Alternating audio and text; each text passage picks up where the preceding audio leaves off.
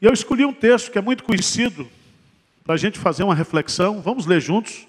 Mateus, capítulo 9, versos de 35 a 38. E nós vamos fazer uma análise devocional desse texto.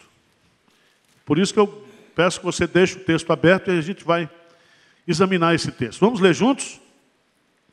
E percorria Jesus todas as cidades e povoados, ensinando nas sinagogas, pregando o evangelho do reino e curando toda sorte de doenças e enfermidades.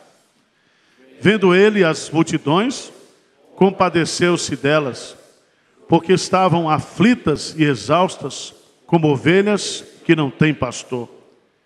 E então se dirigiu a seus discípulos: a seara, na verdade, é grande, mas os trabalhadores são poucos. Rogai, pois, ao Senhor da seara, que mande trabalhadores para a sua seara. Há um consenso entre os missiólogos. Eles chamam a missão da igreja de Mission Dei, ou a missão de Deus. Um versículo que é muito usado para fundamentar isso está lá no Evangelho de João, quando Jesus Cristo diz: assim como o Pai me enviou, eu também vos envio a vós. Significa que, se Cristo na missão pagou o preço da redenção, nós, nessa mesma missão, temos que pagar o preço da proclamação. Se houve um sacrifício de Cristo para que as almas fossem redimidas, há um sacrifício a ser pago por mim e por você, para que essa redenção seja proclamada. E na linguagem dos moravianos, para que todas aquelas ovelhas pelas quais o Cordeiro de Deus deu a sua vida, essas ovelhas possam ser o quê? Resgatadas.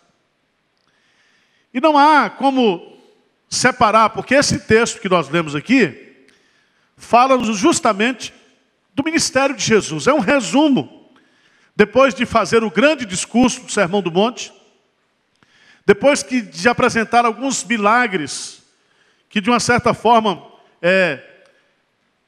credencia Jesus como Messias, esse trechinho que nós lemos aqui é como se fosse um texto de ligação, saída de um contexto para outro contexto. E ele faz então um resumo. E esse resumo aqui é um resumo do ministério de Jesus. E eu quero refletir com vocês sobre o seguinte tema: a missão de Jesus é a nossa missão. A missão de Jesus é a nossa missão. E eu quero destacar nesse texto 4 aspectos da missão de Jesus que nós precisamos praticar e imitar. Primeiro, agir como Jesus. Segundo, ver como Jesus. Terceiro, sentir como Jesus. Quarto lugar, orar como Jesus mandou a gente orar. Está mais fácil do que Atos 8 do pastor Lino, tá? Agir como Jesus. Versículo 35. E percorria Jesus todas as cidades e povoados, ensinando nas sinagogas, pregando o evangelho do reino e curando toda sorte de doenças e enfermidades. 3 observações desse versículo. Primeiro, e percorria Jesus. A palavra no grego, periagô, significa percorrer, andar de cima para baixo. Significa que o ministério de Jesus foi um ministério intenso de peregrinação. Ele ia atrás das pessoas, ele ia ao encontro das pessoas. E aqui eu quero chamar a sua atenção, porque nós estamos, muitas vezes, desenvolvendo um ministério de plantação de igreja, de revitalização de igreja. esperando que as pessoas venham ao nosso encontro. Nós preparamos o auditório, colocamos o ar-condicionado, colocamos as poltronas, temos todas as mídias sociais à nossa disposição, preparamos o boletim, preparamos o culto, o louvor e etc, etc, etc. E a perspectiva nossa é que as pessoas o quê? Venham. Mas essa não foi a perspectiva do ministério de Jesus. Jesus percorria. Eu queria que você abrisse a sua Bíblia em Mateus capítulo 4, versículo 23, onde aparece esse verbo percorrer. Eu quero dar uma fundamentação bíblica para esse argumento. Mateus capítulo 4, versículo 23. Mateus capítulo 4, versículo 23. O que diz aí? Percorria Jesus toda a Galileia, ensinando nas sinagogas, pregando o evangelho do reino e curando toda sorte de doenças e enfermidades. Jesus percorria. Eu não sei se você sabe, os fariseus também, eles tinham uma atividade intensa para fazer prosélitos. Lá em Mateus capítulo 23, Mateus capítulo 23, versículo 15. O evangelista Mateus usa o mesmo verbo no grego. Mateus capítulo 23, versículo 15. O que diz aí? Ai de vós, escribas e fariseus, hipócritas, porque rodeais o mar e a terra para fazer um provérbio. E uma vez feito, o tornais filho do inferno, 2 vezes mais do que vós. Preste atenção. Quero chamar a sua atenção para o verbo que aparece aí, que é o mesmo verbo aplicado para Jesus, que era uma prática dos fariseus. E essa expressão é: rodeais o mar e a terra. Com que objetivo, gente? Fazer o quê? Um prosélito. E eu fico pensando,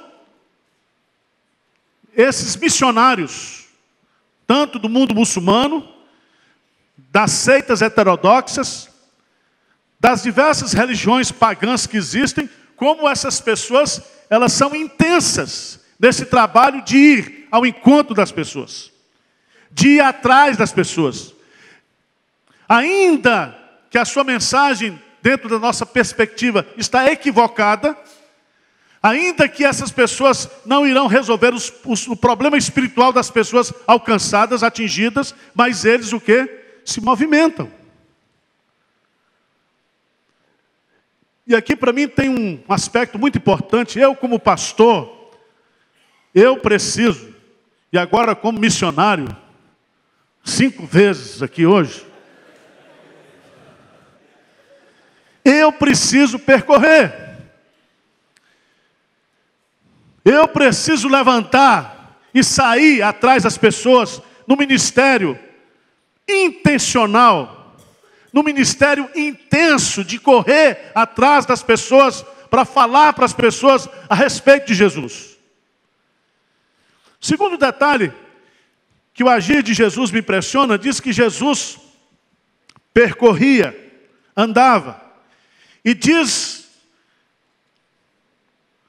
a geografia da sua caminhada. O que diz aí? E percorria Jesus todas as cidades e povoados. 645 municípios no estado de São Paulo. Nós temos que percorrer o quê? Os 645 municípios. Tem plantador de igreja hoje que diz: não, nós não vamos percorrer, nós vamos escolher cidades estratégicas. Já vi muito disso. Tem um livro que eu comecei a olhar e não aguentei, porque o cara fez uma projeção na figura de Paulo. Quando a gente lê as viagens missionárias de Paulo, a gente muitas vezes projeta o Google para Paulo, o IBGE para Paulo. A gente põe no texto coisas que Paulo jamais imaginou. Que é esse negócio de selecionar público-alvo. Paulo diz, eu sou devedor tanto a gregos quanto a judeus. Eu quero pregar onde Cristo não foi pregado. Eu quero pregar no maior número de pessoas, o quê? Possíveis.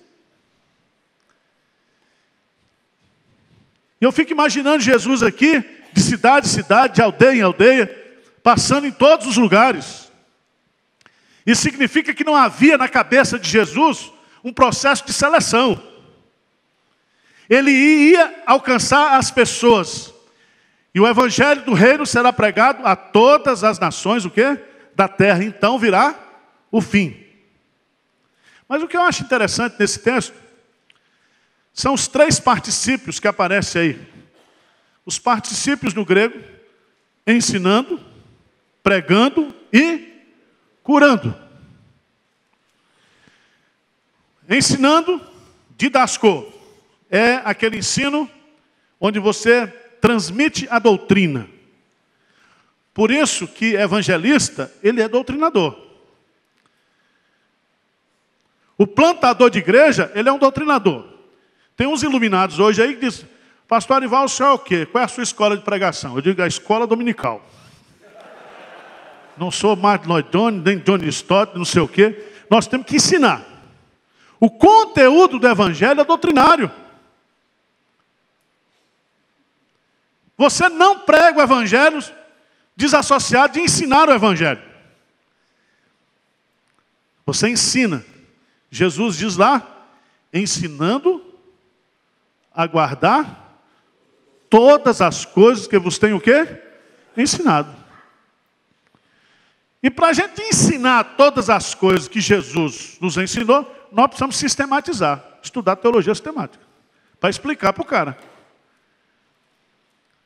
Paulo não estudou teologia sistemática, mas quando ele vai pregar no Areópago, ele pega todos os capítulos da teologia. Ele começa com criação e termina com juízo final. E não estudou no JMC, viu? Não estudou, nem leu Berkhoff. Paulo diz a Timóteo, prega a palavra, a tempo e fora de tempo. Né? Exorta com toda longanimidade e doutrina. Ele diz, cumpre cabalmente o teu ministério, faze a obra de um evangelista. Quando Paulo vai usar no grego lá, em Efésios capítulo 4, para falar de pastor e mestre, as duas palavras estão juntas, porque todo pastor é mestre, e todo mestre é pastor. E todo pastor mestre é alguém que ensina, que prega o evangelho. Mas ele usa o segundo particípio, pregando, querissô, no grego. E aqui é proclamando como arauto. Não é discutindo o evangelho, não é debatendo o evangelho, mas proclamando a mensagem do evangelho. O pregador do evangelho, o plantador de igreja, não tem autonomia. Não tem autonomia. Para escolher o que é que ele vai pregar, o que é que ele quer pregar, o que é que o ouvinte precisa ouvir para não se sentir ferido. E eu achei interessante, um dia eu recebi um convite de um colega muito amigo. Ele disse, Arival, vai ter um curso aqui em São Paulo, de um pessoal lá de Nova York, de uma igreja famosa. É um curso para a gente entender como o homem moderno está entendendo. Eu falei, está danado o negócio desse. Já está difícil eu me entender. Você imagina, você entendeu que o cara... Então, quando eu digo justificação pela fé, o cara entende o quê? Eu falei, não sei. Mas está na Bíblia, ó. Justificado, pois, mediante a fé, temos paz com Deus por meio de Jesus. Aí você pode até explicar, justificada não está condenado, meu filho. É interessante, irmãos. O pragmatismo, o antropocentrismo está invadindo a igreja. E plantação de igreja hoje está deixando de ser uma coisa sobrenatural para se tornar uma coisa, uma técnica, um domínio de técnica. Há mais conceitos sociológicos, psicológicos, do que princípios espirituais na pregação hoje, plantação de igreja. E eu quero chamar a sua atenção porque Jesus percorria todas as cidades e povoados, ensinando, pregando e curando. Jesus curava porque ele era o Messias. E Mateus vai citar Isaías, capítulo 53, quando ele levou sobre si as nossas dores e as nossas curas. Jesus fez a cura definitiva. Ainda que nós não nos apropriemos dessa cura agora, mas um dia ele enxugará dos nossos olhos toda lágrima. Não é dizer que agora porque Cristo morreu, a gente não sofre. A ideia do texto não é essa. A ideia é que ele veio para resolver definitivamente. Eu estou livre do poder do pecado, mas eu não estou livre da presença do pecado. E aí você tem que entender que Jesus ele curava para revelar que ele era o Messias. O Espírito do Senhor estava sobre ele. Ele foi ungido, ele é o Cristo, ele é o Messias. E meus amados irmãos, eu chamo a sua atenção, porque essa palavra no grego, para curar, é terapeion, de onde vem o que? A expressão terapia. E é tão bonito você entender isso no contexto bíblico, e você vai descobrindo que quando você prega o Evangelho, que quando você traz a mensagem da salvação de Deus, da libertação de Deus, isso produz uma terapia na alma humana. A palavra de Deus, ela é perfeita e restaura o quê? A alma. A palavra de Deus é como espada penetrante, que penetra e que discerne todas as nossas necessidades mais profundas da alma. A palavra de Deus realmente cura. O Evangelho cura, o Evangelho liberta. E nós não precisamos pregar cura, mas quando a gente prega o Evangelho, as curas vêm como sinais de confirmação da palavra que está sendo pregada com fidelidade. Mas em segundo lugar, se nós precisamos agir como Jesus, e aí uma aplicação bem prática, eu tenho que percorrer, eu tenho que ir atrás das pessoas, eu tenho que ensinar, eu tenho que pregar, eu tenho que curar. Mas em segundo lugar, versículo 36, vamos ler o versículo 36, o que é que diz aí? Vendo.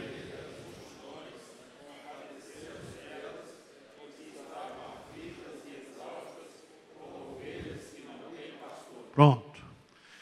Aqui nós temos, na primeira sentença, diz assim, vendo ele as multidões. Quando você vai fazer a exegese do grego, a palavra que aparece lá é uma visão normal, uma visão comum. A mesma palavra se aplica à visão que eu estou tendo de vocês aqui e à que vocês estão tendo de mim. Só que quando você analisa o sujeito da visão, você descobre que Jesus ele era Deus. E se ele era Deus, a sua visão era uma visão o quê? Divina. Ele via como homem, mas ele via também como Deus. Veja lá no Evangelho de João, capítulo 2.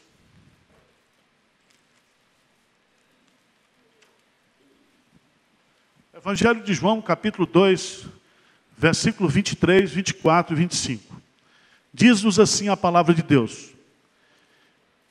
João 2, 23 a 25. Estando ele em Jerusalém, durante a festa da Páscoa, muitos, vendo os sinais que ele fazia, creram no seu nome. Mas o próprio Jesus não se confiava a eles porque os conhecia o quê? A todos. E não precisava de que alguém lhe desse testemunho a respeito do homem, porque ele mesmo sabia o que era o quê? A natureza humana. Quando Jesus olha, ele não olha somente para a aparência, mas ele olha para o coração. E aqui tem uma coisa que mexe muito comigo, esse negócio de compaixão. Eu só vou sentir o que Deus sente, o que Cristo sente pelo um pecador perdido, no dia que eu olhar para o pecador e olhar da perspectiva de Deus. É um olhar sobrenatural. É um olhar para a alma, para a condição. Lá em 1 Samuel 16, 7, o homem vê o exterior, porém o Senhor o coração. Mas eu queria convidar você a ler comigo o segundo livro dos Reis, capítulo 6, versículo 17. História do profeta Eliseu. Ele estava numa cidade, numa casa, e todo o exército sírio cercou a cidade e a casa onde Eliseu estava. E Eliseu, ele era o chefe da casa dos profetas lá, e tinha um seminarista do JMC com ele lá presente, né?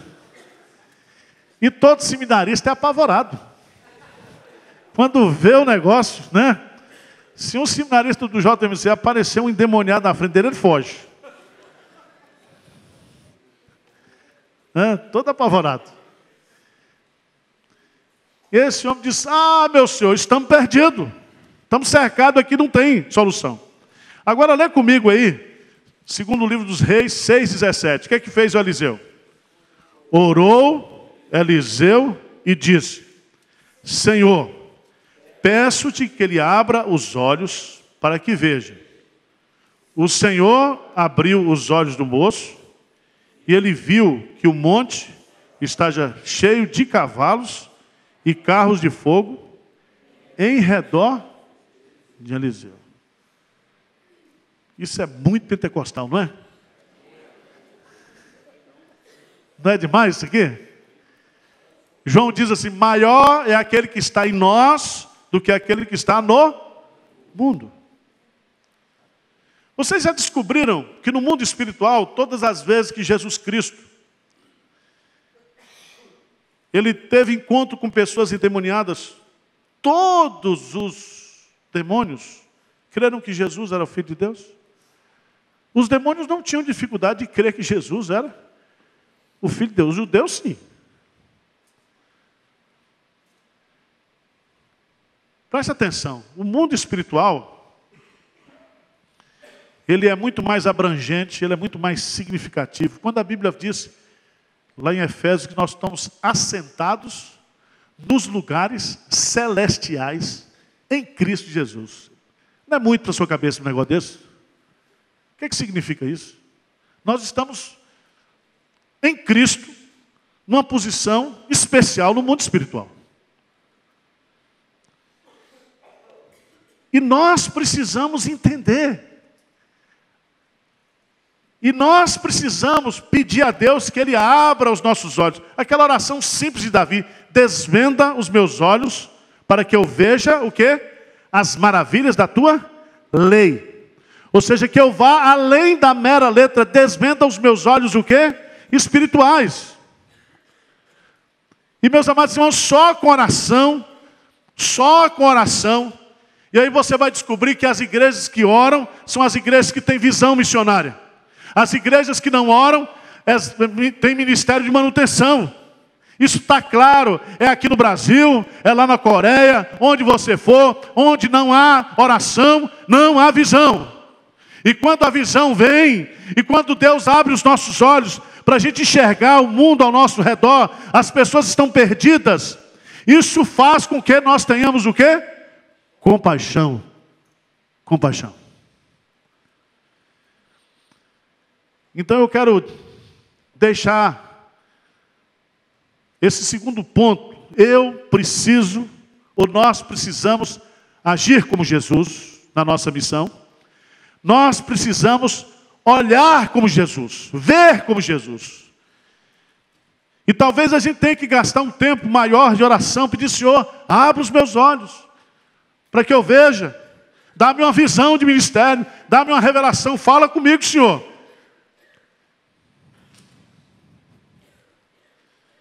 Terceiro lugar, agir como Jesus, ver como Jesus. Terceiro lugar, veja no final do versículo 36, o que é que diz aí? Vendo ele as multidões, aí vem a consequência, o que é que diz? Compadeceu-se delas, porque estavam aflitas e exaustas, como ovelhas que não têm o quê? Pastor. Se eu preciso agir como Jesus, se eu preciso ver como Jesus, eu preciso sentir como Jesus. E o sentir como Jesus, você vai descobrir que há duas palavras no grego para descrever esse sentimento de Jesus. Depois você dá uma olhada lá naquele novo dicionário internacional de teologia. Aparece lá as duas palavras. A primeira é misericórdia. Misericórdia. Mas a palavra mais profunda do que misericórdia é a palavra o quê? Compaixão. Compadeceu-se. E eu fui atrás para entender essa palavra.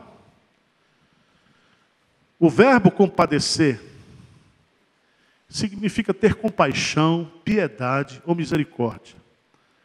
Mas essa palavra, no grego,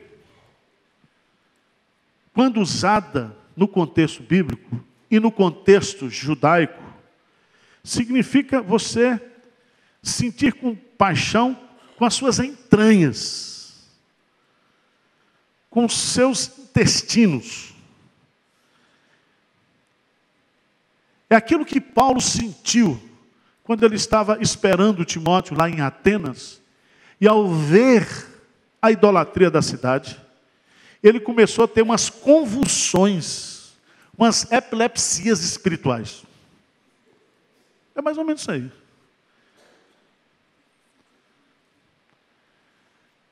Quando Jesus, ele olha para as multidões, ele se compadece. Ali não é uma coisa sentimental, não é uma coisa racional, mas é algo que mexe com as entranhas de Jesus. Diz o texto sagrado que Jesus, estando neste mundo, amou os seus e amou-os até o fim.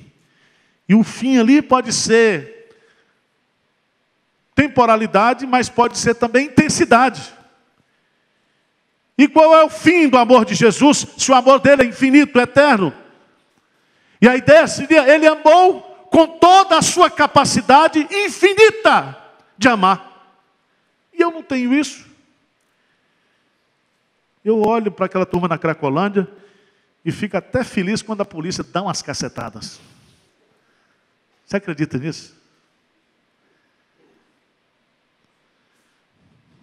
As pessoas estão indo para o inferno, no meu prédio, no meu condomínio, e eu durmo tranquilo. Tem uns lá que eu até evito. Quando eu vou, assim que vai aparecendo, se ele vem para o social, eu saio, vou pelo de serviço, porque eu não quero ficar com aquele cara no elevador. Eu sei que isso só acontece comigo, vocês são maravilhosos. Na igreja a gente faz assim. Aqui na igreja de Pinheiros tem alguns crentes chatos que Deus colocou aqui para desenvolver o fruto do Espírito Santo na nossa vida. Não é assim? E Jesus diz assim, o meu mandamento é este, que vos ameis uns aos outros, como eu vos amei. E eu queria que você abrisse a sua Bíblia, lá em Lucas, capítulo 15, versículo 32. Lucas 15, 32. Vai aparecer essa palavra compadecer. Lucas 15 e 32. A parábola. A parábola. E é interessante.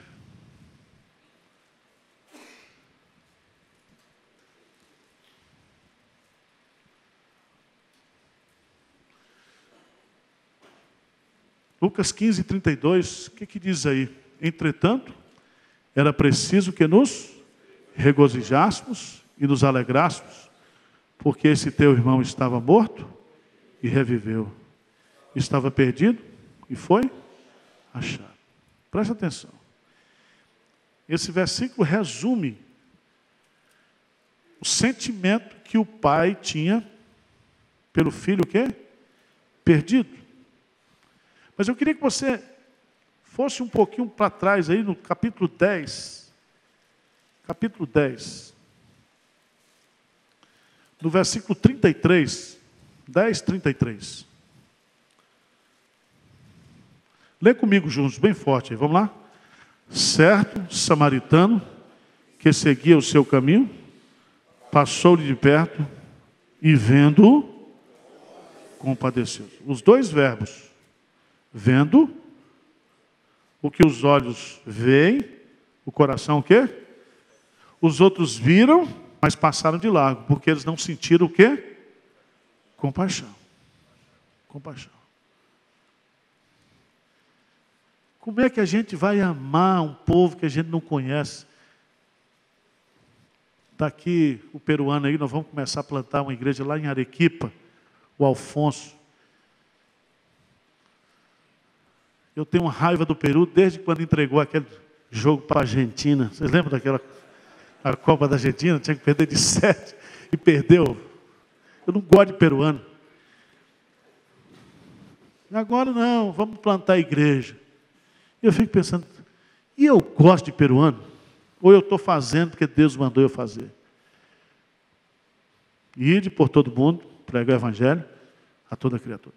Eu queria saber o seguinte, se você sentisse o que Jesus sente pelo pecador, você acha que faria alguma diferença hoje no seu ministério?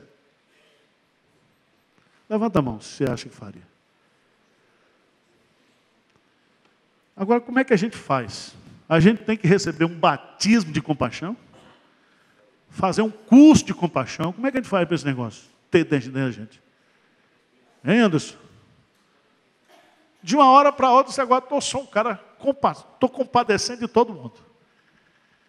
E geralmente o diabo, quando você começa a se compadecer assim, ele põe um cara esperto para você ter uma decepção. Aí você diz, esse negócio de compadecer não dá dando lucro. Por isso que Paulo diz assim, não canseis de fazer o quê? O bem, porque às vezes fazer o bem cansa. Cansa. Mas irmãos, nós não podemos ter uma missão, um ministério semelhante ao de Jesus, se nós não formos tomados por essa compaixão que existe no coração de Deus, no coração de Jesus, pelas pessoas que estão perdidas. Estudando Lucas é uma coisa extraordinária, quando você vê Lucas 15, essa alegria que há no céu, alegria que há no céu, por um pecador que se arrepende, essa satisfação, quando você está fazendo obra missionária, o pastor colocou aqui, e eu poderia dar o testemunho aqui da igreja de Pinheiros, quanto mais a gente gasta para fora, quanto mais a gente abençoa os outros, mais Deus abençoa a gente, mais alegrias vêm, satisfações vêm, coisas extraordinárias acontecem. Mas eu creio que Deus quer que nós tenhamos uma vida muito mais profunda sobre isso. E quando eu vejo Paulo orando lá, pela igreja, em Efésios capítulo 3, ele fala que nós precisamos compreender o tamanho, a altura, a profundidade do amor de Deus. Ele quer que nós sejamos tomados simplesmente de toda a plenitude de Deus. É a oração de Paulo pela igreja. Irmãos, eu gostaria de sentir isso. Eu gostaria de um revestimento do Espírito Santo, ou plenitude do Espírito Santo, ou batismo com o Espírito Santo, ou qualquer nome que você quiser colocar, mas eu queria receber isso na minha vida. Você não queria, não? E é tão interessante, eu estive pregando lá em Salvador, no aniversário em Salvador, na igreja Pretendo da Bahia, pastor Itamar. E o presbítero Daniel me levou lá no cemitério dos ingleses. E eu visitei lá o túmulo do Chamberlain, que foi aqui o que organizou o Mackenzie. O Mackenzie começou na casa dele, mas ele tinha uma paixão por missões. Mas o que me emocionou profundamente estava o túmulo do Chamberlain, mas do lado do túmulo do Chamberlain estava um túmulo de uma criança, sobrinho de Simon, filho de Blackford. E estava lá, essa criança nasceu o quê? E viveu, acho que 11 meses de vida. 11 meses de vida. E eu fiquei pensando ali, poxa, esses caras que não me conheciam, esses caras que viviam num país confortável, vieram para o Brasil, morrer na Bahia. Não tinha um lugar melhor para morrer, não? Minha terra. Sou baiano. Eu fiquei envergonhado, eu comecei a chorar. Falei, meu Deus, uma criança dessa que tinha todo um futuro lá, veio para cá. A mesma coisa quando você chega lá na Coreia, irmãos, e você vai visitar aquele museu dos mártires. É uma coisa impressionante.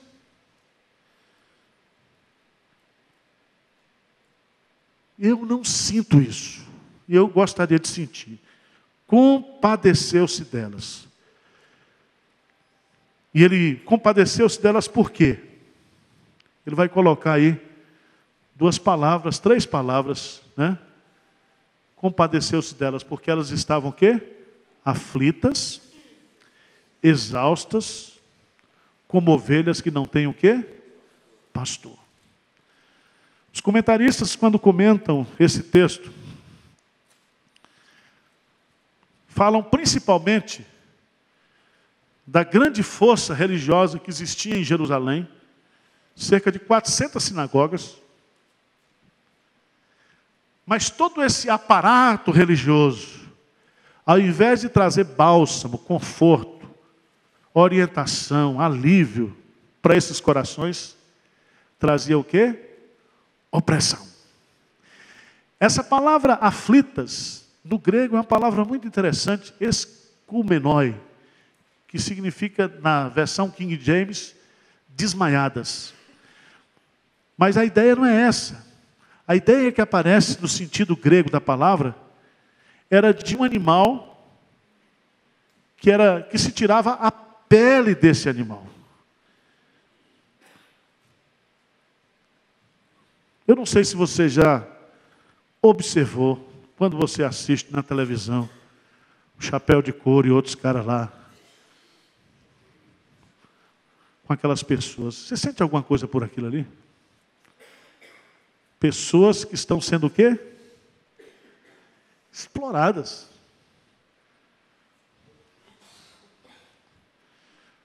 Nós estamos agora começando o plantio da igreja lá em Aparecida. Como é que um país como o nosso tem, de fato, não de direito, como padroeira, um pedaço de madeira que foi encontrado no Rio Tietê. E tem um santuário aqui, ó, pertinho da gente, que é mais visitado hoje do que a Torre Eiffel no mundo.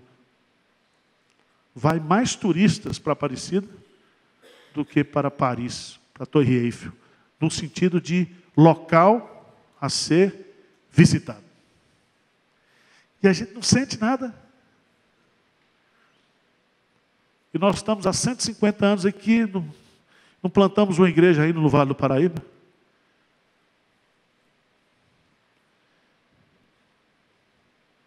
sentir como Jesus a situação daqueles que estão perdidos. Mas aí, para terminar, esse texto para mim é um texto complicado, ou assim meio confuso, porque ele começa falando isso, depois Jesus termina dizendo, vamos ler juntos aí o verso 37, o que é que diz? Então, os seus discípulos, a seara, na verdade, é grande, mas os trabalhadores são poucos. Rogai, pois, ao Senhor da seara, que mande trabalhadores para a sua seara. Primeiro, fazendo aqui uma meia-culpa. Eu acho que Deus me enviou para a seara dele. Eu acho que Deus me enviou. E esse enviar aqui, esse mandar, é um mandar urgente. Mas o que me entristece, sabe o que é? É que eu não sinto essa compaixão. Eu queria que Jesus mandasse trabalhadores para a sua seara, mas que o cara já viesse o quê? Cheio de compaixão. Eu me alegrei porque João, quando chegou lá perto dos samaritanos, pediu a Deus, Senhor, o Senhor quer que a gente mande fogo do céu para batizar essa turma aqui? Então, só depois, lá adiante, ele virou apóstolo do amor, mas ele teve a crise dele, nossa, ele foi presbiteriano por um tempo.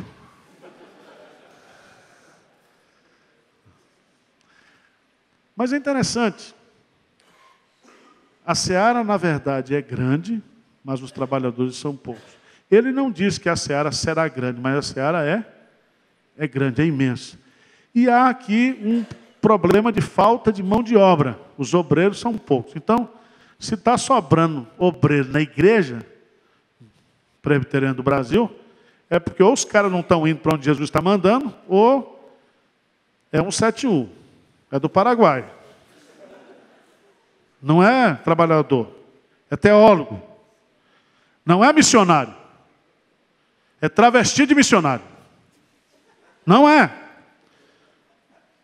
E aqui há uma coisa que eu acho extraordinária, meus amados irmãos, porque é o único lugar da Bíblia onde Jesus fala sobre missões, e ele fala, rogai, pois, ao Senhor da seara, ao dono da seara, que mande trabalhadores para a sua seara. Mande.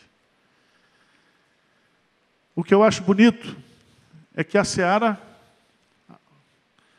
ela está pronta para ser colhida. O que eu e você vai fazer, nós vamos simplesmente percorrer, ensinando, pregando e curando. E de uma certa forma nós vamos simplesmente colher. Porque quem fará toda a obra será Deus através do Espírito Santo. Do Espírito Santo.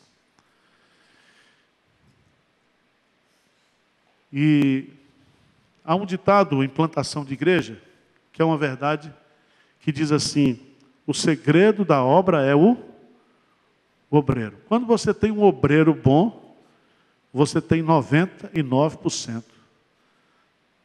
do problema da obra resolvido.